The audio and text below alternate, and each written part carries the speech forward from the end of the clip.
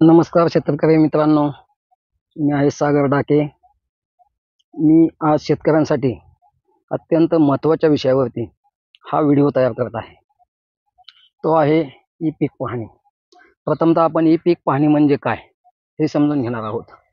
E पीक पाहणी म्हणजे आपल्या सातबाऱ्या उतार्यावरती येणारी आपली पिकाची नोंद, ती आता मोबाईल ॲपद्वारे आपल्याला करायची आहे. तुम्ही जर ई पीक पाहणी केले नाही तर इथून पुढे तुम्हाला येणारे शासकीय अनुदान असेल, पीक विमा असेल, पीक कर्ज असेल, यासाठी तुम्हाला भविष्यकाळात अडचणी येऊ शकतात. त्यामुळे सर्व शेतकऱ्यांना विनंती आहे, सर्वांनी या ठिकाणी ही पीक पाहणी करून घ्यायची आहे. चला तर मग मी तुम्हाला दाखवत आहे ही पीक पाहणी शेतामध्ये जाऊन कशी करायची. प्रथमतः आपण आपल्या मोबाईलमध्ये प्ले स्टोअरमध्ये जायचं आहे. प्ले स्टोअरमध्ये गेल्यानंतर या ठिकाणी ई पीक पाहणी 3.0 हे ॲप आपण मोबाईलमध्ये डाउनलोड करायचं आहे. माझ्या मोबाईलमध्ये हे ॲप डाउनलोड केलेलं आहे मी. तर तुम्ही पाहू शकता या ठिकाणी मी ते ओपन करत आहे. ओपन केल्यानंतर अशी विंडो येते. त्यानंतर तुम्ही पुढे घ्यायचं आहे. या ठिकाणी आपला विभाग निवडायचा आहे. जो तुमचा विभाग असेल तो विभाग तुम्ही निवडायचा आहे. आपला विभाग आहे नाशिक. त्यानंतर पुढे जा. इथे आल्यानंतर तुम्ही शेतकरी लॉग इन ह्या ऑप्शनवरती क्लिक करायचं आहे. शेतकरी लॉग इनवरती क्लिक केल्यानंतर या ठिकाणी आपला मोबाईल नंबर प्रविष्ट करा. इथे मोबाईल नंबर टाकायचा आहे. मी माझा मोबाईल नंबर टाकत आहे. या ठिकाणी मोबाईल नंबर टाकल्यानंतर पुढे जा.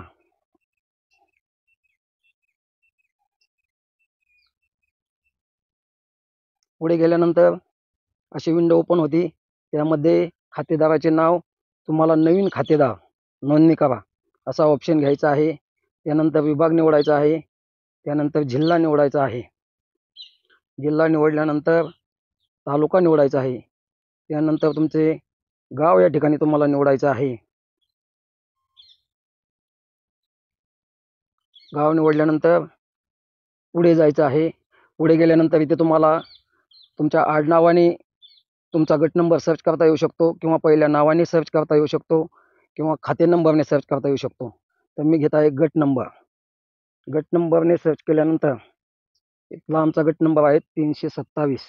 त्यानंतर यामध्ये तुमच्या गटामध्ये जेवढे नावं आहेत तेवढे नावं या ठिकाणी येतात. त्यामध्ये तुमचं नाव जे आहे ते तुम्हाला घ्यायचं आहे. ते नाव घेतल्यानंतर पुढे जायचं आहे.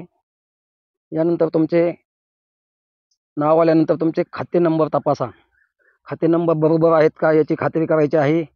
पुढे घेतल्यानंतर पुढे जा.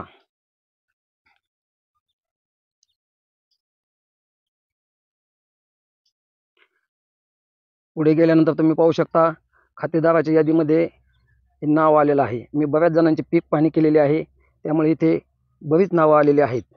त्यानंतर सांकेतांक पाठवा. सांकेतांक आपल्या मोबाईलवरती हा मेसेज आलेला आहे. मेसेज आल्यानंतर हा सांकेतांक तुम्ही आपल्या मोबाईलमध्ये टाकायचा आहे. मोबाईलमध्ये सांकेतांक टाकल्यानंतर ही विंडो ओपन होती. यामध्ये तुम्ही आता पीक माहिती नोंदवा यामध्ये क्लिक करायचं आहे. पीक माहिती नोंदवा यामध्ये क्लिक केल्यानंतर इथे तुमचा खाते नंबर येतो. तुमचे जेवढे खाते नंबर असतील ते या ठिकाणी येत असतात. त्यानंतर तुम्ही एक खाते नंबर घ्यायचा आहे. त्यानंतर गट नंबर या ठिकाणी तुम्ही घ्यायचा आहे. त्यानंतर तुमचं एकूण क्षेत्र येतं. त्यानंतर हंगाम निवडायचा आहे. हंगाम निवडल्यानंतर या ठिकाणी पिकाचा वर्ग निवडायचा आहे. तुमच्या शेतात जर मिश्र पीक असेल तर तुम्ही मिश्र पीक घेऊ शकता. तुमच्या शेतात जर एक पीक असेल तर तुम्ही एक पीक घेऊ शकता. त्यानंतर तुम्हाला फळबाग नाही, एक पीक आहे म्हणून एक पीक घ्यायचं आहे. पूर्ण क्षेत्र भरा या ठिकाणी तुम्हाला क्लिक करायचं आहे. त्यानंतर येतं जलसिंचनाची साधने निवडा. तुम्ही या ठिकाणी विहीर असं घ्यायचं आहे, किंवा तुमच्याकडे जे आहे बोरवेल असेल किंवा शेततलाव असेल ते घेऊ शकता. यानंतर तुम्हाला कोणतं पीक लावायचं आहे. या ठिकाणी मी कांदा हे पीक लावत आहे. या ठिकाणी सिंचन पद्धती तुम्हाला निवडायची आहे. सिंचन पद्धतीमध्ये प्रवाही सिंचन, तुषार सिंचन, ठिबक सिंचन तुम्ही कोणतेही या ठिकाणी घेऊ शकता. तर या ठिकाणी त्यानंतर तुम्हाला लागवडीची तारीख टाकायची आहे. तर मी या ठिकाणी 10 तारीख टाकत आहे. यानंतर ही सगळे झाल्यानंतर पुढे जा या बटनावरती आपण क्लिक करायचं आहे.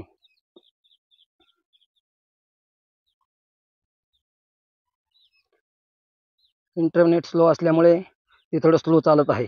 यानंतर तुम्ही पाहू शकता की तुम्ही जर गट नंबरमध्ये असाल तर ते 0 मीटर हे अंतर घेत आहे. तुम्ही जर गट नंबरच्या बाहेर असाल तर ते तुम्हाला अंतर दाखवतं. तुम्ही गट नंबरपासून 50 मीटर अंतरापर्यंतच या ठिकाणी नोंदणी करू शकता. यानंतर हे पाहू शकता तुम्ही, हे अंतर अद्ययावत करायचं आहे. हे 0 झालेलं आहे. मी पूर्ण गट नंबरमध्ये आलेलो आहे, त्यामुळे हे अंतर पूर्णपणे 0 झालेलं आहे. यानंतर तुम्हाला पुढे जा या ऑप्शनवरती क्लिक करायचं आहे. यानंतर या ठिकाणी छायाचित्र घ्या. या ठिकाणी मी माझ्या शेतामध्ये कांदा लावलेला आहे, त्यामुळे कांद्याचा फोटो या ठिकाणी मी अपलोड करत आहे. त्यानंतर दुसरं छायाचित्र घ्या. तेही तुम्ही आपल्या शेतामध्ये जे पीक आपण केलेलं आहे, आपण ज्याची नोंद लावत आहे, त्याचा फोटो या ठिकाणी तुम्ही अपलोड करायचा आहे. तो अपलोड केल्यानंतर बरोबरची या चिन्हावरती क्लिक करून तुम्ही ही सगळी माहिती बरोबर आहे का हे चेक करायचे आहे. आणि त्यानंतर वरील प्रमाणे पिकाची माहिती योग्य व अचूक असल्याचे मी घोषित करत आहे या बटनावरती क्लिक करायचं आहे. आणि या ठिकाणी पुढे जा या बटनावरती आपण क्लिक करायचं आहे. यानंतर तुमची पीक पाहणी या ठिकाणी पूर्णपणे यशस्वी झालेली आहे, हे तुम्ही पाहू शकता. त्यामुळे सर्व शेतकऱ्यांना विनंती आहे की सर्वांनी या ठिकाणी आपल्या शेतामध्ये जाऊन आपल्या शेताची पीक पाहणी करायची आहे. धन्यवाद. असे नवनवीन व्हिडिओ पाहण्यासाठी माझ्या चॅनलला लाईक करा, शेअर करा आणि सबस्क्राईब करा. धन्यवाद.